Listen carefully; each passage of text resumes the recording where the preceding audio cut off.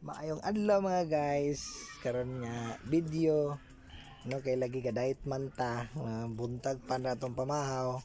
Pag paniod to bihon lang og pan, so mo nang gutom kaayo. So adto ta merkado, hapit ta diyan giminga mo pug bangos, lami magid sa sabawon. Amo to nga nagsabaw ko nya kay sakto mo pug kay pagkatimpla na silagmaan ay lami kay higop sabaw. Kamatis lagi wala gini kalamunggay no, bombay, gamay nga luya, gamay nga tanglad, dahonan no. So bisan pa lami na kaay guys.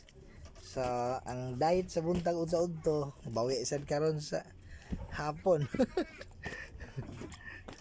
Nawaro ko ng lami kaayo ang tambok sa bangos.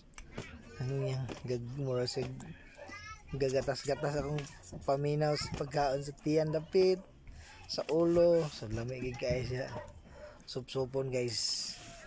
Labi yun nga maka gana sa kaon. Pura-puraan gid ko ani guys. Ulo nga side, guba ng ulo. Doy kay ulo. Bungkag. Gayo-ayo.